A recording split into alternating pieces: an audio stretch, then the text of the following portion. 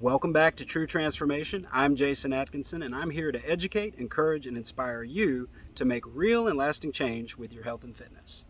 So today I have a subscriber question. It says, I'm interested in learning about gym fatigue. Like, how do I overcome being tired and sore or burned out? I have that issue sometimes. Well, I think we all have that issue to some degree. So I'm going to break this down into two parts because this viewer mentioned tired, sore, and burned out. Some of this is physiological and some of it is psychological.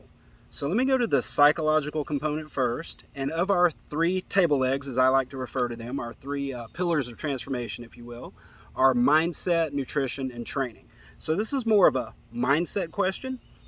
Step one in my coaching process is and always has been what I refer to as identify your why.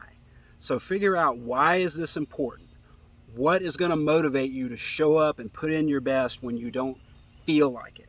What separates successful people from unsuccessful people? Unsuccessful people don't do things they don't feel like doing. Successful people don't always feel like it, but they do it anyway, even if they don't feel like it. So having a stronger purpose or a bigger reason that guides you is critical to success, in my opinion. It's what I call identify your why. Figure out what is really and truly motivating you to make these healthy changes. For me, it was not wanting to go on medication. Finding out that I had high blood pressure, that I was obese, that I weighed over 250 pounds. Those were all things that terrified me, honestly, and made me really take another look at my habits and what could I change in order to get a better result. Unfortunately, the medical system, for the most part, is not actually set up to help people get healthy. So I had to go outside the system and I had to start looking for this information on my own. Eat less, exercise more wasn't exactly the advice that I needed. So what I'm trying to do for my coaching clients and this listener in particular is to provide you with valuable information that it took me about 10 years to acquire, and just lower that learning curve for you, just speed up the learning curve so you don't have to make all the mistakes I made. By the way, go ahead and grab a free coaching session by phone or video chat. There's a link in the comments below this video that takes you straight to my calendar. You can book that absolutely free. I'll answer any particular questions you have one-on-one. And as always, keep those questions coming for the show. So, the second aspect, or the first aspect being psychological. Figure out what it is that's really and truly motivating you to make a change. That's where you're going to dig down and find the ability to override that tendency to not feel like training, or maybe on those days when you want to eat off plan. That's what's going to keep you committed to your meal plan on those days. The second aspect of it is physiological, and there's a couple of things going on here. Our viewer mentioned tired and sore. So tired is one thing, sore is another. So let's talk about soreness. Specifically as it relates to strength training, it's known as DOMS, or DOMS, delayed onset muscle soreness. That's something that can happen the day after a training session, sometimes 2 days after a training session. This is part of the break-in process. If you're new to strength training, you're going to experience that more frequently than after you've adapted to regular strength training. So it does get better as time goes by, so just hang in there. As far as what you can actually do about it, first and foremost is making sure that your recovery is where it needs to be. That includes nutrition. Protein is a priority. I like to say that nutrition is kind of a way to prepare and repair. So your 24-hour cycle is basically getting ready for a workout, preparing, doing the workout, and then repairing from that workout, getting ready for the next one. So prepare and repair. Look at it that way. Critical amino acids, the essential aminos that are found in all animal source proteins in high amounts. You can get that from things like whey protein, cottage cheese, Greek yogurt, any kind of lean meat like beef, fish, chicken, turkey, a combination of eggs and egg whites. Those are some of the best sources. It's critical to make sure that you're getting a steady supply of amino acids from protein in your body around the clock to help recover from training. If you like to supplement some of those, a good whey protein powder, a scoop of any kind of whey protein isolate, doesn't really matter what brand it is, just make sure it's not an inferior grade of protein like a concentrate or a concentrate blend.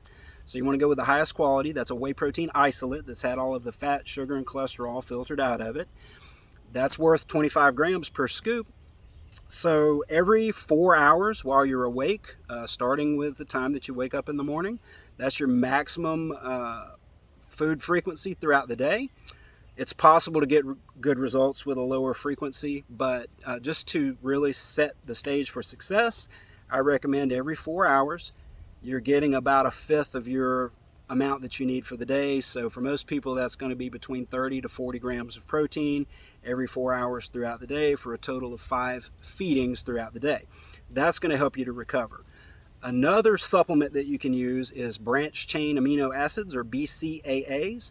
Those come in all kinds of great flavors. There's plenty of great brands on the market. I don't really want to promote one over the other. The one that I like is Extend, but there are lots of good brands. You just want to make sure that it's high in leucine. That's the main amino acid that we need of the three. The branch chains are leucine, isoleucine, and valine. You want to make sure that the leucine is high enough to trigger muscle protein synthesis. So that has a lot to do with relieving muscle soreness. Other things that you can do: stretching, foam rolling, massage therapy, all types of body work like that are definitely beneficial if you can do it, if you have the time, or if you can afford to have a professional do it for you. That's what the top athletes do. So just model yourself after people who do this on a professional level as much as you can and reap the benefits of the body work. Now, for being tired, most people are going to default to caffeine or other stimulants. I don't think it's a great idea in the long run to become reliant on some type of product, or especially like a pre-workout stimulant type product, because you're setting yourself up to basically form a habit pattern around that, where you just really don't feel like working out unless you have your favorite caffeine beverage. So save that for the times when you're really wanting to apply yourself, or you're just really not feeling it. If you're really dragging that day, but it's your 6th workout of the week and you got to get another one in, then resort to caffeine or stimulants. But aside from that, they're not especially helpful in the big picture. Too much excessive use of caffeine can promote chronically elevated stress levels. The hormone cortisol goes up. That can actually promote fat storage. So a little bit of caffeine here and there, or other types of stimulants, can be beneficial. Do it, but don't overdo it. Every workout is not a performance day. You're not going to set a PR every time you set foot in the gym. But the idea is that you're progressing over time. With your strength training, you're doing more weight, more reps, or some combination of the two on a weekly basis. So I hope those are helpful tips for you. Again, keep the questions coming. That's all the time we have for today. I'll be back soon with another video, so keep those questions coming in. And until then, stay strong and enjoy the journey.